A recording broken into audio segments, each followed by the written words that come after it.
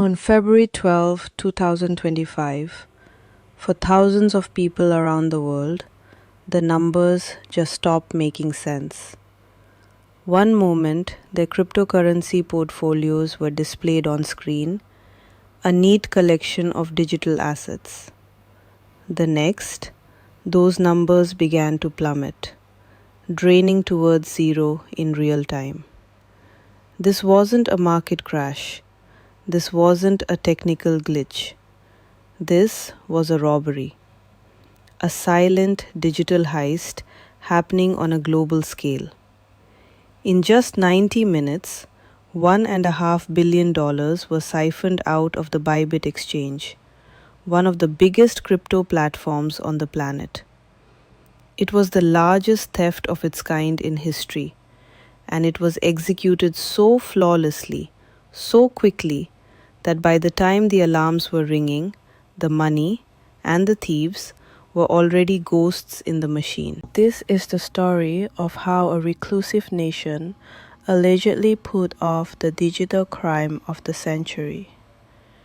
It's a story of geopolitical intrigue, of cyber warfare fought with code instead of bullets, and how a single vulnerability in a line of code can unleash financial chaos across the globe. And most importantly, it's a story that didn't end when the money was stolen. In fact, that's when the real danger began for everyone else. So how do you steal $1.5 billion? You don't do it with a crowbar and a ski mask. You do it with patience, precision, and a deep understanding of the very systems you're trying to break. The target, Bybit, was a massive Dubai-based exchange, a fortress in the digital world. But every fortress has a weakness. The attackers didn't go for a frontal assault. That would be too noisy, too obvious. Instead, they waited. They watched the markets, they studied the flow of transactions, and they chose their moment perfectly. A period of high market volatility. Think of it like a bank robbery during a citywide parade. Everyone is distracted.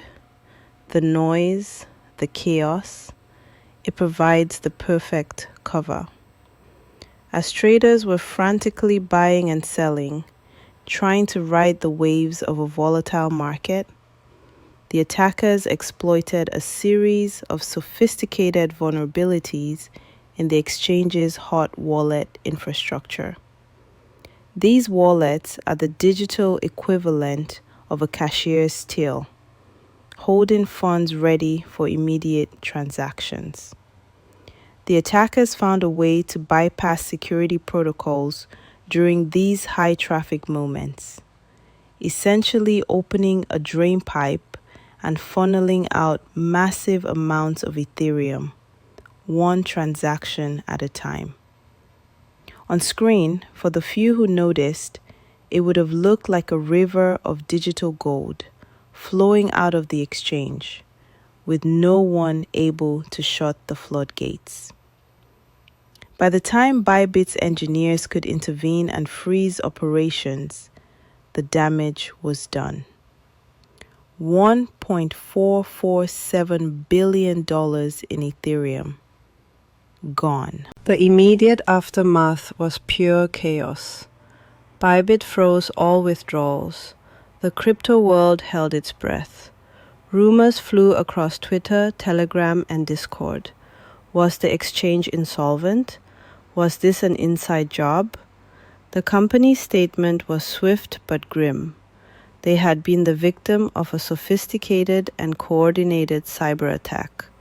They immediately offered a bounty, a massive one, 10% of any recovered funds, which at the time meant a potential payday of over $150 million for any white hat hacker who could help. It was a desperate Hail Mary pass. But as the digital dust settled, the question on everyone's mind was, who? Who had the resources, the skill, and the audacity to pull this off? This wasn't the work of some lone hacker in a basement. The scale was too big, the execution too perfect. It didn't take long for the world's most powerful investigators to point the finger. The FBI, working with international cybersecurity firms, announced their primary suspect. And this is where the story pivots from a simple cybercrime to an act of international espionage. The culprit, they said, was the Lazarus Group. If you're not familiar with the Lazarus Group, you should be. This isn't your typical cybercriminal syndicate. They are a state-sponsored hacking collective, operating according to US intelligence on behalf of North Korea. They are the financial engine for a sanctioned regime, using their hacking prowess to steal funds to finance the country's weapons programs. And they have a resume. They were the ones behind the infamous Sony Pictures hack in 2014. They were behind the WannaCry ransomware attack that crippled hospitals and businesses worldwide in 2017. And in the crypto world, they were already legends. They were the architects of the $625 million Axie Infinity hack in 2022, which, until Bybit, was the largest crypto heist on record. Lazarus had just broken their own record. For North Korea, cryptocurrency is the perfect tool. It's decentralized, it's pseudonymous, and it bypasses the traditional banking systems and sanctions that have crippled their economy. By stealing crypto, they can launder it through a complex web of mixers and tumblers, services designed to obscure the origin of funds, and eventually convert it into hard currency. They are, in essence, a nation-state acting like a digital pirate, plundering the high seas of the internet to keep their kingdom afloat. The Bybit heist wasn't just theft. It was a strategic geopolitical move. But here's where the story gets even more interesting, and a lot more personal for the average person online. The $1.5 billion number is what grabs the headlines. But the real, lasting damage of the Bybit hack wasn't just the money stolen from the exchange. It was the weaponization of the event itself. Cybercriminals are opportunistic predators. They saw the global panic and confusion surrounding the Bybit hack, and they pounced. Almost immediately, a new wave of attacks began, this time targeting not the exchanges, but the customers. Within weeks, cybersecurity firm B4AI detected a staggering 596 new suspicious domains registered with names containing Bybit, claim, refund, or recovery. Phishing emails, brilliantly designed to look like official communications from the Bybit recovery team, started flooding inboxes. They promised the impossible, a way for victims to reclaim their lost funds. They contained links to fake websites that were pixel-perfect copies of the real Bybit site. Panicked and desperate users were prompted to enter their login details, their passwords, and even the secret recovery phrases for their personal crypto wallets. They were told it was part of a verification process to get their money back. Of course, it was a trap. Every person who fell for it didn't recover their funds. They handed over the keys to the rest of their digital assets. It was a brutal second wave of theft, feeding on the victims of the first. This is the insidious ripple effect of a major breach.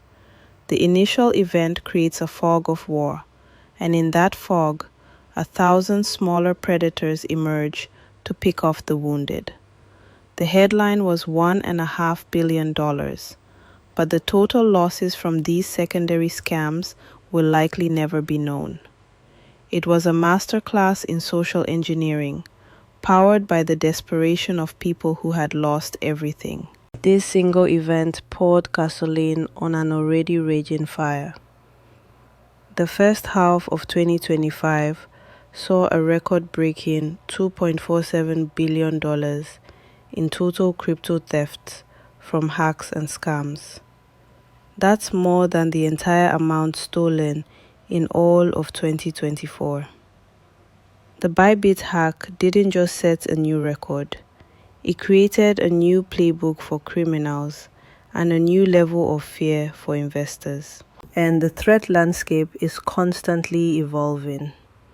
It's not just about phishing emails anymore. By late 2025 and early 2026, new, even more sophisticated threats were emerging. Malware like glassworms started appearing. A nasty piece of code that could hide inside Visual Studio Code extensions, tools used by software developers themselves. It was designed to steal developer credentials, giving hackers access to the very heart of tech companies. Think about that for a second. Instead of attacking the front door, they were stealing the blueprints to the entire building. Then there was Shady Panda, a malicious browser extension with over 43 million installs that was quietly siphoning off user data in the background. It's easy to look at the Bybit hack as a singular, catastrophic event, but it's more accurate to see it as a symptom of a larger ongoing war. On one side, you have exchanges and security professionals building taller and taller walls. On the other, you have incredibly well-funded, patient, and creative adversaries like the Lazarus Group, looking for a single crack to slip through. And sometimes, the biggest threat isn't even a direct attack. Just look at the Red Hat GitLab breach in October 2025.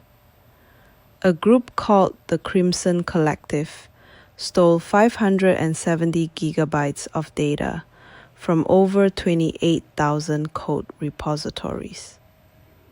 They didn't steal money directly, but they got something far more valuable: VPN credentials and API keys for a laundry list of corporate and government giants. IBM, Cisco, even the NSA. It was an enterprise nightmare, proving that the goal isn't always cash. Sometimes it's about gaining a foothold for a future much larger attack. So what's the lesson here? In the wake of the hack, Bybit poured massive resources into overhauling its security. They moved more funds into cold wallets, storage that's not connected to the internet and is therefore much harder to breach. They implemented stricter multi-factor authentication protocols.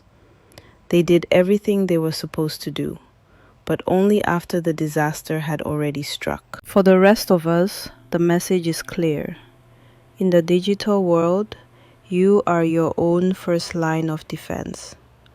The story of the Bybit hack is a brutal reminder that trust in any centralized platform is a vulnerability. Using strong, unique passwords and enabling multi-factor authentication isn't just a suggestion, it's the bare minimum. Being skeptical of every email, every link, and every offer that seems too good to be true isn't paranoia, it's basic survival. The same urgency that drove people to fall for those phishing scams is what criminals rely on.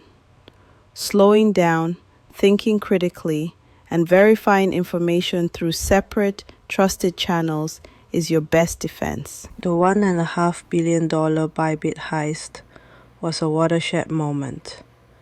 It exposed the fragility of our digital financial systems and the terrifying efficiency of state-sponsored cybercrime.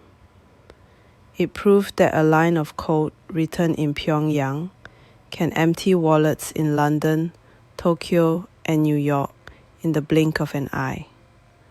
The ghosts of the Lazarus Group may have vanished with the money, but the shock waves they created are still being felt.